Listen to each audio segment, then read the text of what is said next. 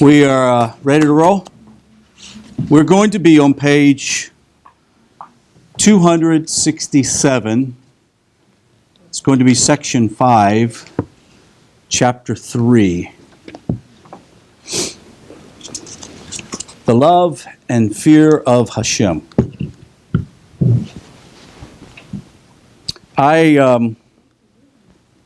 This is a really good subject. It's short, but I don't think that it'll be short class.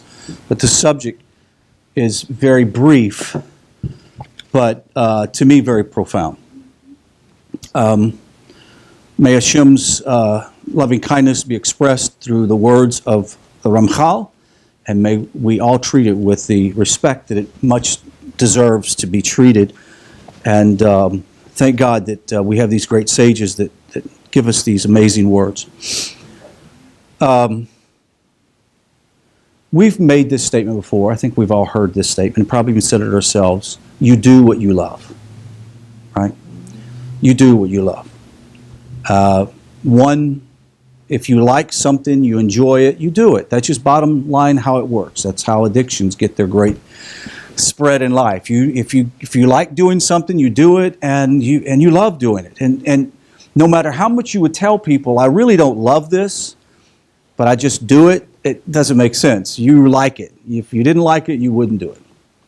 The same goes with our relationship with our Creator. I think one of the biggest ingredients that I have found in my own personal life, and I would testify, I believe that if each one of you could actually sit here, you would say the very same thing. The secret to a lasting,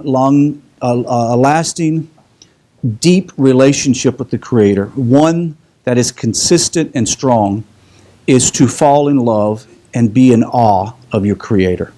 Because that's the key.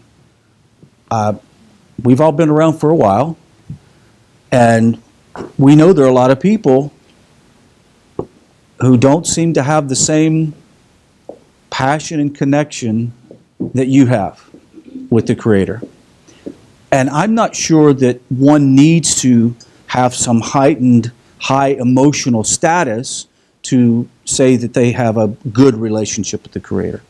I think one's relationship with the Creator is purely measured by your actions, by your mitzvah. What do? Do you live a righteous life?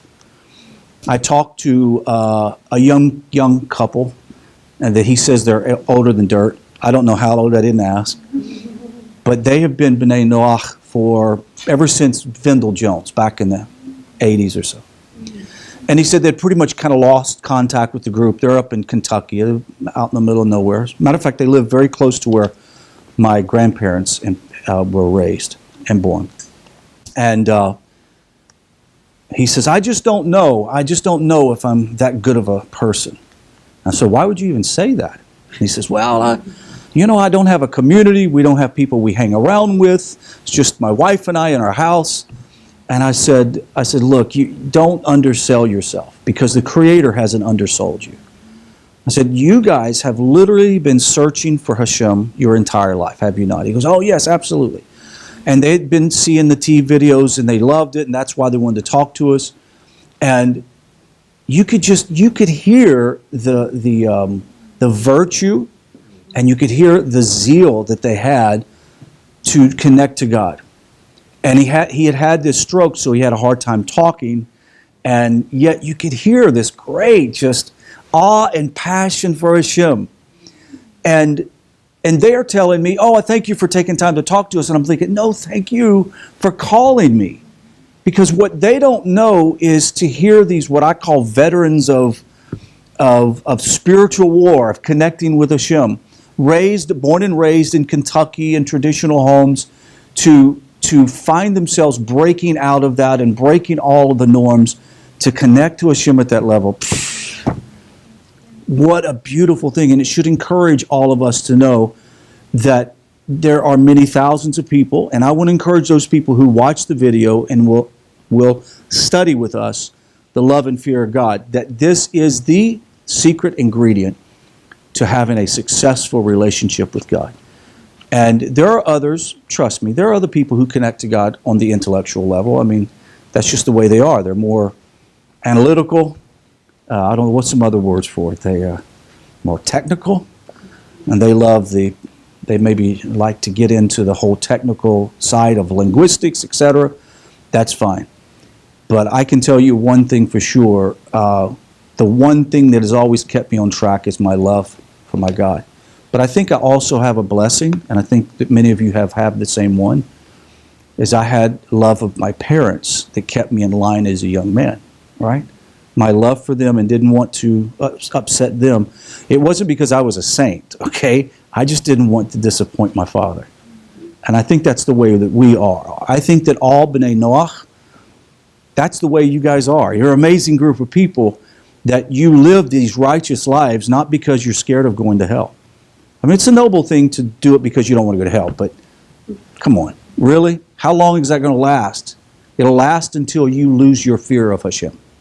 It says, the Ramchal says this, page 267.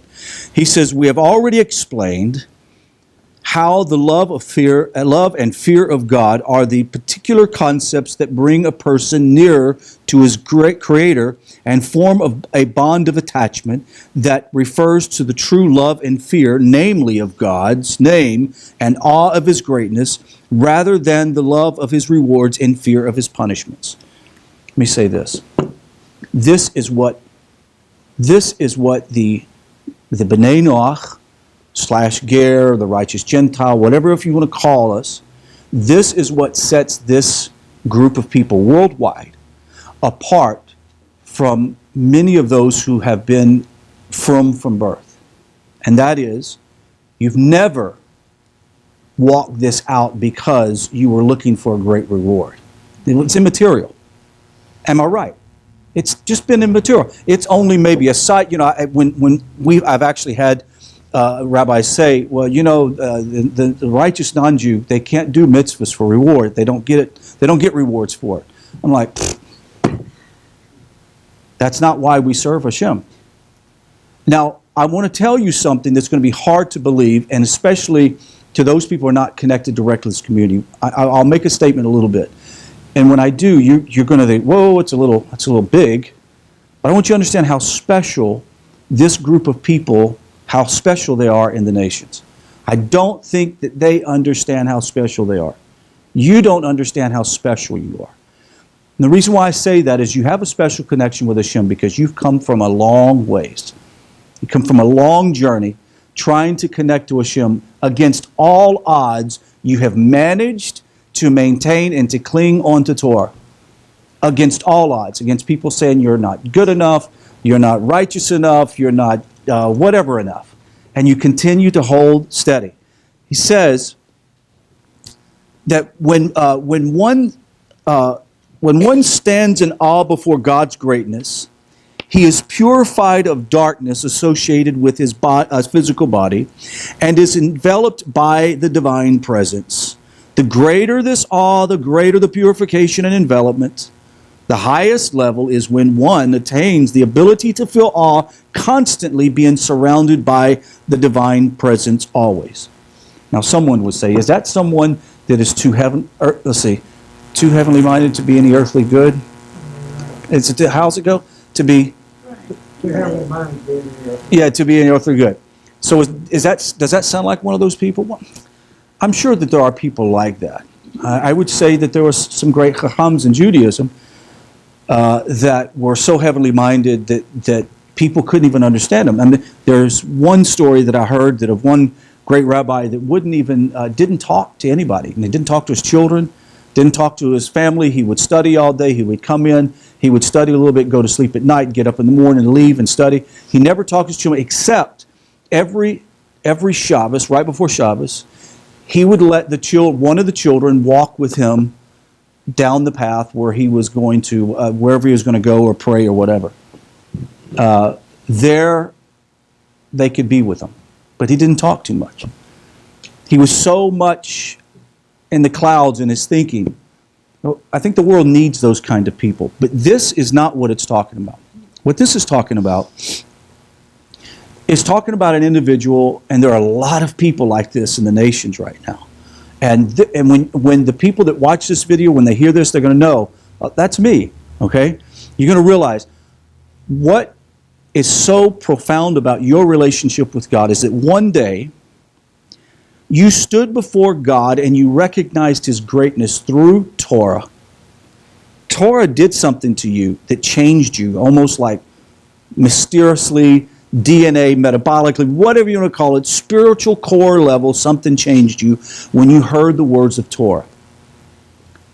I heard a great lecture by Rabbi, oh goodness, I have it on my phone. Charlie shared it with me the other day, if you guys can remember. Yeah.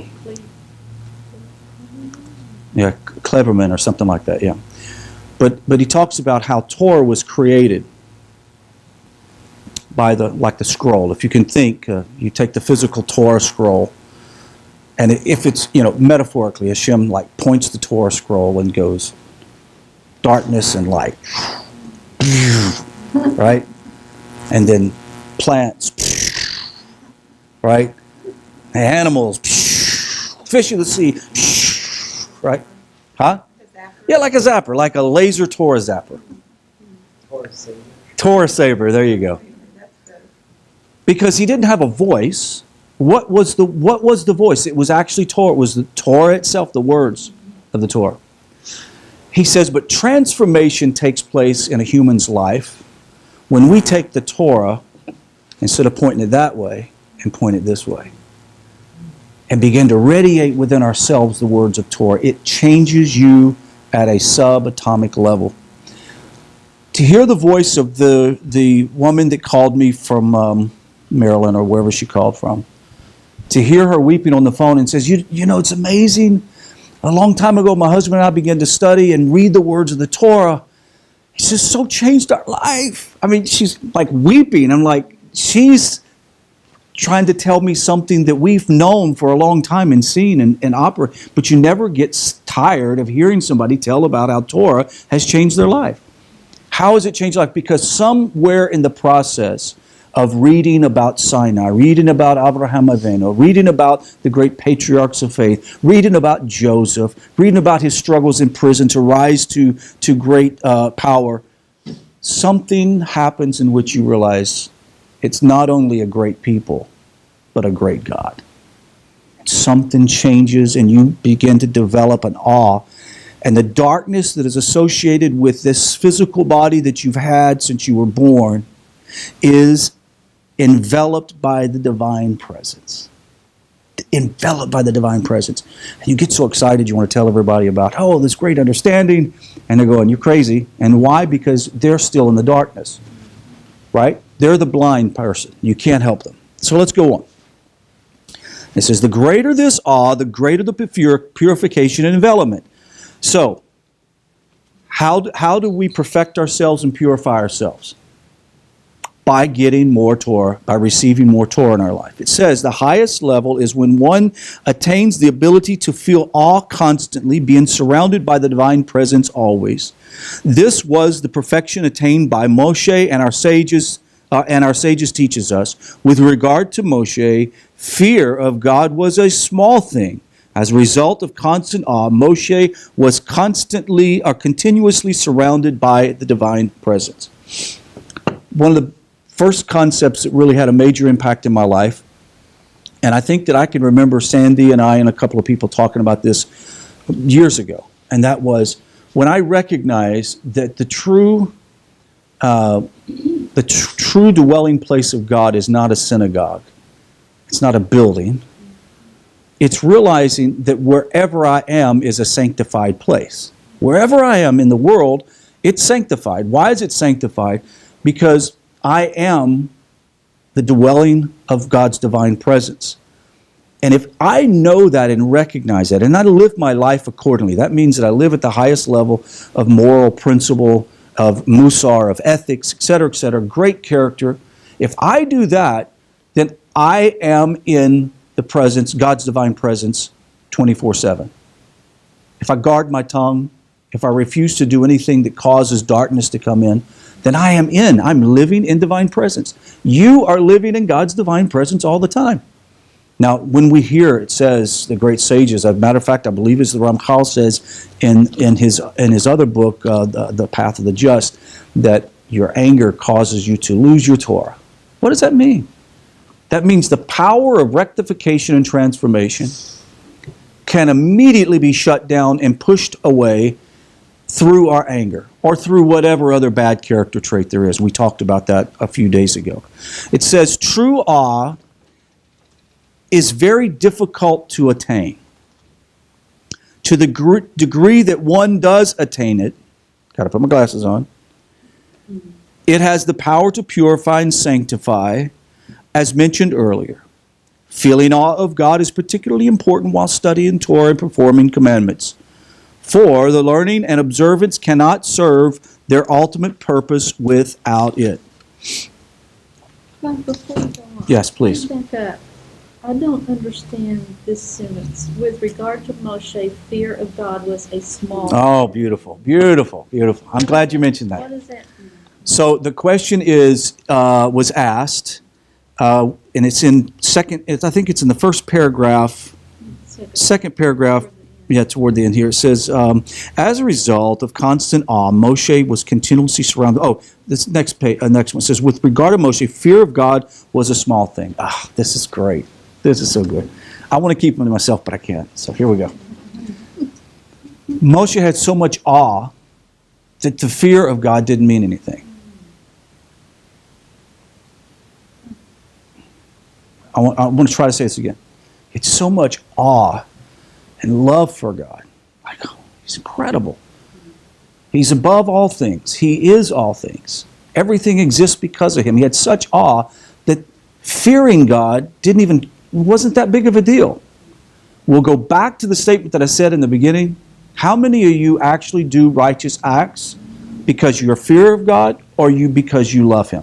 Are you doing it because of reward or punishment, or are you doing it because of your love for him? Right. So that being the case, I'm going to make the profound statement that's going to make you feel uncomfortable, and everybody listening. A person that has accomplished this, in which you have so much awe and love for the Creator that fear is no longer a motivating factor, you've reached a level that's way beyond most people. And I realize that probably you're hearing this, you go, I don't know about that. I didn't say that. This is what the great sages of Judaism says. This is what the Ramchal is saying here, that this is a level that's hard to accomplish. If you get to a level in which you have so much love and awe for God that you're not motivated by punishment or reward, and that's huge. That is absolutely huge. The reason why that I feel comfortable saying that I know it's possible to do that in the physical sense, because I did that with my own parents. I wasn't really so much concerned about severe punishment or reward, because my parents were very consistent in how they dealt out either one. Not very much reward, and punishment was severe but sure. But I didn't want to disappoint my parents, because I would love them, and I wanted them to love me and respect me, and that's the same relationship that we should have with God. So what he is saying here is that the fear of God was actually the least of his concerns. Does that make sense now? No? You still kind of give me a puzzle to look. I kind of have to work on that. No. Help. If you have something else you want to ask. Well, I'm not sure I know how to answer. I was kind of thinking along the terms like, if I just meet you, there might be something about you I fear. Mm-hmm. But the more I get to know you and learn who you are and your character, then that fear goes away. The fear is now a small thing. Right. It's not the dominating. That's a good way of saying it. Yeah, no, that's a good way of saying it. I think it is. Isn't it a progression? It is a progression. I think when we first come to Hashem, it is out of fear. You don't want to have, fear eternal punishment and judgment. And that's a good reason to start. But the ultimate, as I said in the beginning, the ultimate longevity of a relationship with the Creator cannot be sustained on fear alone. If that were the case, everybody would be righteous. Because there's plenty of knowledge out there that tell us what the Creator is going to dispense to those who are wicked.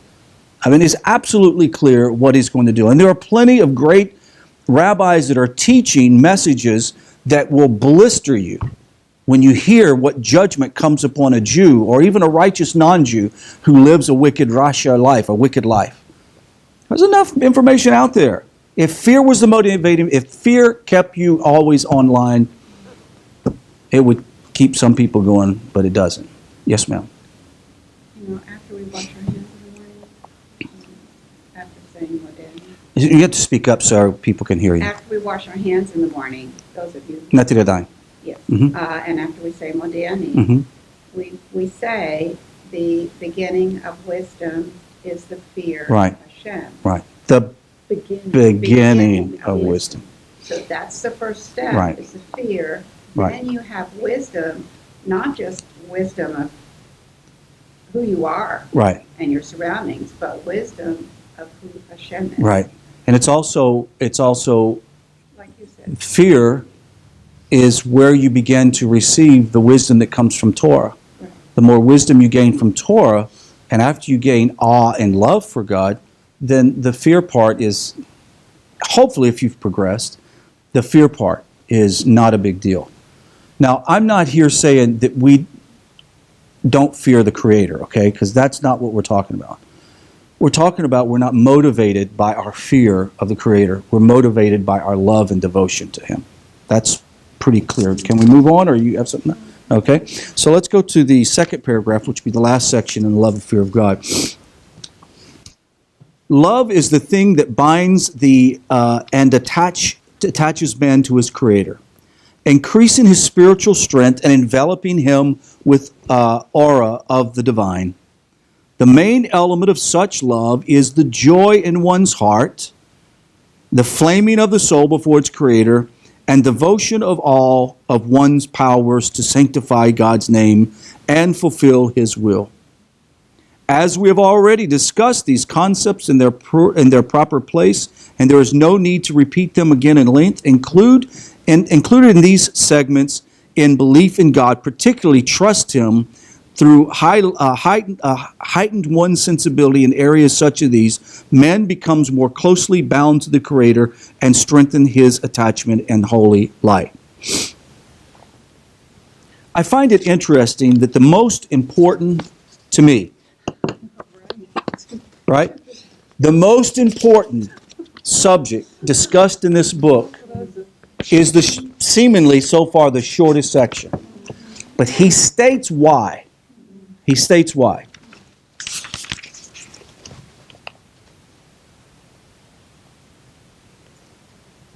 He said, basically this is the thing. If you keep everything in perspective, stay focused on your divine connection, you attach yourself by love for God, this is the simple matter. We don't have to go into explanations in depth.